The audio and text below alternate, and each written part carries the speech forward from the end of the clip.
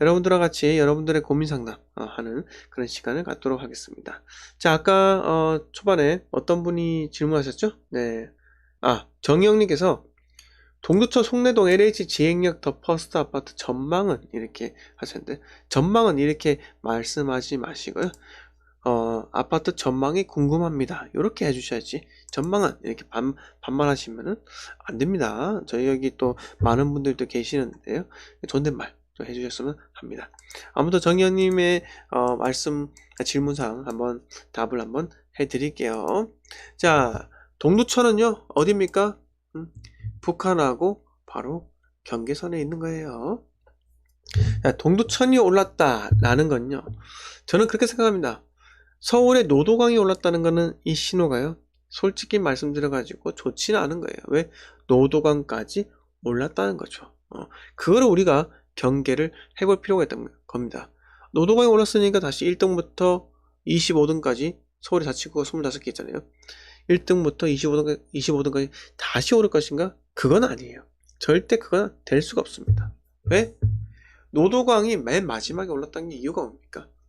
그만큼 수요가 약했다는 겁니다. 약했다는 거예요.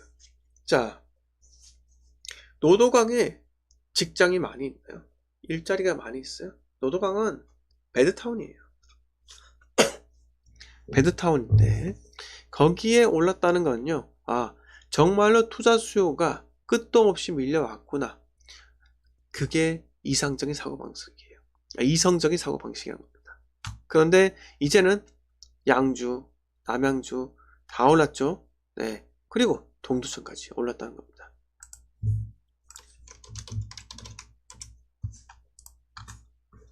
자, 동두천의 상승률을 한번 볼까요? 동두천의 공급량은요, 향후 3년 동안 별로 없어요. 네. 이렇게 해봤자 동두천시의 3년 동안 536세대밖에 되지 않고요. 21년 1월로 돌아간다면요, 그래도 많지가 않습니다. 하지만 변동으로 보면 어떨까요? 자, 지난 1년 전보다 현재까지 26%가 올랐습니다.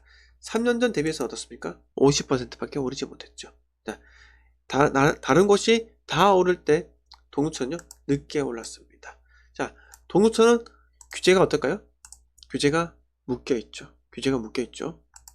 그게 무슨 말이다? 동두천까지 다 오르자 규제로 묶였다는 겁니다. 근데 이런 소도시에서 규제로 묶인다. 여러분들 어떻게 생각하세요?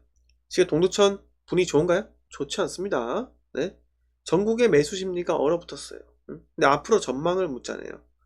전망이요? 매수 심리 살아날 때까지 어려워요. 이미 서울 내에, 그리고 경기도 여러 지역 있잖아요. 잠깐만요. 이미 서울, 인천 맛이 갔잖아요. 네, 하락하고 있어요. 그리고 동탄, 죄송합니다, 목에 좀 뭐가 걸려가지고, 동탄까지 어떻습니까? 가격의 하락 일어나고 있다는 거죠. 경기 남부권은요, 수원 같은 경우 입주물량 엄청나게 많아요. 그래서 꺾이고 있다는 겁니다. 제가 분명히 작년부터 경기 남부권에 더 이상 진입하지 말라고 말씀드렸어요. 분명히 말씀드렸습니다. 그런데 진입을 했다는 거죠. 자, 동두천 이야기 넘어갈게요. 세례수 적어요. 어차피 공급이 적다는 거죠. 그런데 인구가 어떻습니까? 상당히 적다는 거예요. 동두천 인구 어떻습니까?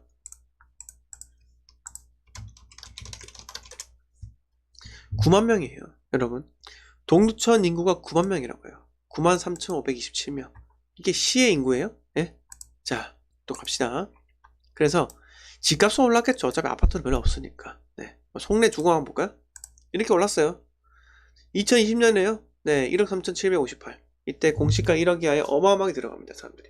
기억나시죠? 어마어마하게 들어가요. 그런데 어떻습니까? 1억 3천 하던 게요, 자, 얼마까지? 3억까지 올라갑니다. 이 3억에 산 사람, 이게 문제가 있는 거예요. 네.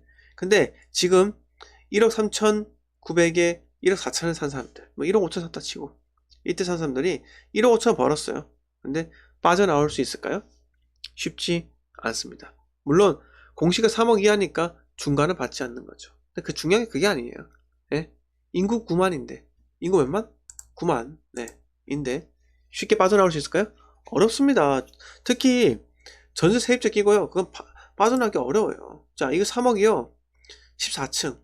좀 뜬금없는 거래는 아니에요. 앞에 2억 8천하고 2억 8천 좀 있잖아요. 네. 근데 제 생각 너무 급등을 했는데요. 네. 요 분이 약간 좀 애매한 거예요. 3억에 잡으신 분들. 그래서 저는 아까 말씀하셨다시피 특정 아파트의 전망은 없습니다. 향후 이 동두천의 전망을 궁금한데요. 개발 호재 이런 것도 소용없어요. 그냥 일단 매수 심리가 죽었고 인구가 적기 때문에 빠져나오기 어렵다. 이거밖에 없는 겁니다. 네. 그래서 여러분들 제가 말씀드리고 싶은 그거예요. 인구가 적은 곳에 절대 들어가지 마세요. 동두천이 수도권 오케이 인정인데 네. 수도권이라 해가지고 다 같은 수도권이 아닙니다. 제발 인구수가 어느 정도 되는데 들어가세요. 자, 이렇게까지 말씀을 드렸고요. 그리고 무한 이루미님께서 여수요. 여수 궁금하세요. 자, 여수 궁금하시죠? 여수는요, 웅천 쪽에 변화를 보면 돼요. 여수 대장이 어딥니까? 이 웅천이에요. 자, 한려해상공원이 어딥니까?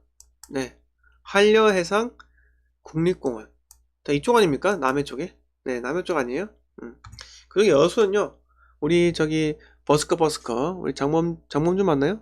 그분께서 여수 밤바다 노래를 불렀던 그곳이긴 한데요. 자, 아무튼 웅천이요 상당히 좋아요. 보시면 바닷가, 바다 뷰, 남해 뷰가 얼마나 좋습니까? 동해 뷰보다요 남해 뷰가 더 멋있다고 해요. 왜? 섬까지 보이잖아요. 그래서 여수 웅천 포레나 이거 보세요. 2019년 3월에 지어졌는데요. 지금 거래가 어떻습니까? 네? 21년 7월에 거래 한 건. 이렇게 있는 거예요. 거래가 없어요. 뭐 21년 3월 되면은 비과세 구간이니까 매물 많이 나와서 거래되지 않나요? 라고 하시는데요. 거래 없어요. 물론 뛰었죠. 근데 이때 산 사람들 지금 팔 수 있을까요? 못 팝니다. 팔기 어려워요. 네. 30평 2월달에 4억에 거래됐잖아요. 이게 5억에 거래됐던 거예요. 근데 4억까지 떨어졌잖아요. 맞습니까? 2021년 12월 31일 5억 3천에 거래되었다고요. 근데 3층이지만 4억이 너무한 거 아니에요? 네? 너무한 거 아닌가요? 물론 이게 뭐 외엔 압동이고 뭐 그렇게 하겠죠. 그렇게 하겠죠. 네? 뭐 이동일 수도 있고 뭐 그렇게 하겠죠. 근데 중요한 건요. 이렇게 가격대가 나왔다는 겁니다. 이렇게 되잖아요. 5억 3천 4억 이렇게 나오잖아요. 그러면 중간값을 맞춰지는 게 아니에요. 사람의 심리는요. 이 4억을 보기 때문에 매수 심리가 얼어붙은 겁니다. 네?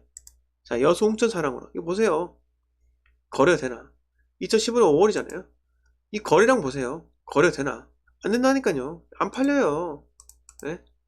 이거 보세요. 한 건씩 거래되죠? 이게 뭡니까? 이 아파트예요? 잡주네 잡주? 죄송합니다. 이 아파트 보고 잡주란 게 아니고 이 거래량 보고 잡주란 거예요. 네? 또 봅시다. 네? 어떻습니까? 거래가 없어요. 이거 어떻게 팔 거예요? 네? 어떻게 팔 거예요? 이야기 좀 해보세요, 여러분들. 이거 어떻게 파실 거예요? 나중에. 물론 이거는 그나마 거래가 있죠. 자, 1084세대.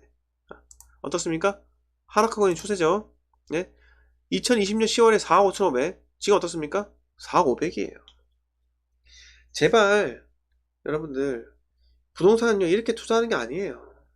인구수 여수시 인구 27만입니다. 못 빠져나온다니까요. 네? 왜 그렇게 행동을 하시나요?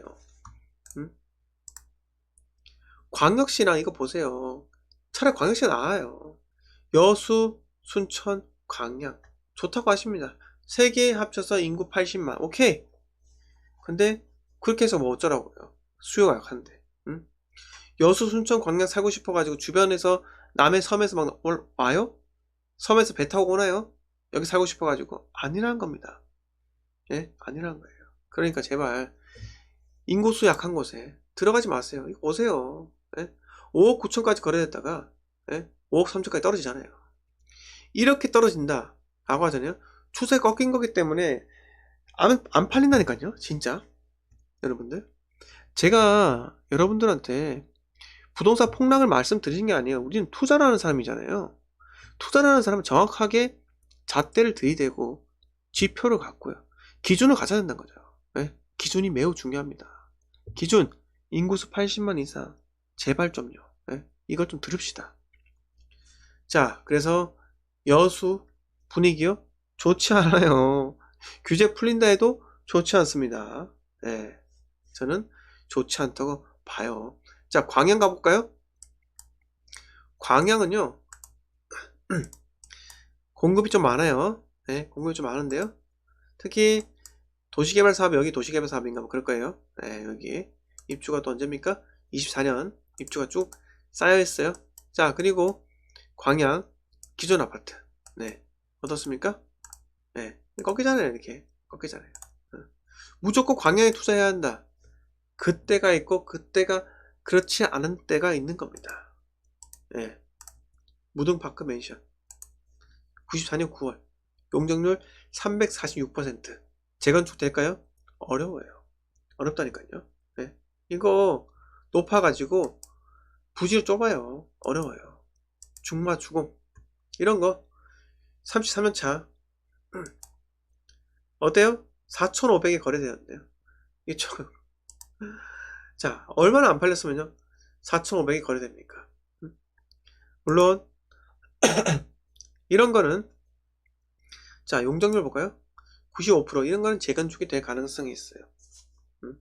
이런 데는 뭐 선진입해도 뭐 제가 크게 탓하지는 않을게요. 네. 그런데 중요한 건 뭡니까? 이런 데 들어갈 때는요, 다른 광역시에 괜찮은 게 있는지 보고 들어가는 겁니다. 물론 공시가 1억 이하 보고 들어가는 것도 나쁘지가 않아요. 근데 항상 우리가 생각해야 될 거는요, 우리가 주식시장에서 보면요, 항상 삼전을 예로 들면은 반도체 관련주 중에서 삼전의 PER, PBR 비교했을 때 다른 종목들은 얼마만큼 저평가되어 있는지 그걸 보고 서로 그 같은 반도체 섹터 안에서 누가 더 고평가되어 있는지 그걸 보고 투자를 하느냐 마느냐 또는 빠져나가느냐 빠져나가지 않느냐 이 차이가 있지 않습니까? 네. 그러니까 부동산도 마찬가지예요. 이거 보시고 같은 값이면은 다른 쪽에 들어가는 건 또 어떨까 이렇게 생각해 볼 필요도 있다는 겁니다. 자, 이렇게 말씀드렸고요. 자, 누리장님께서 안산 상록수역 주택수 확정인데 뭐 분위기 어떨까요? 라고 하셨잖아요. 경기 남부권 너무 올랐어요. 네, 누리장님.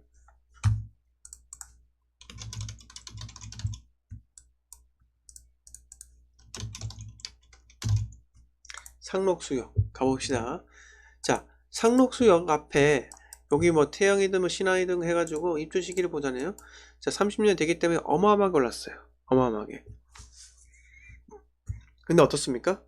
지금? 네. 자, 거래가 안 돼요. 거래 들어가지고. 마찬가지에 거래 안 돼요. 마찬가지죠.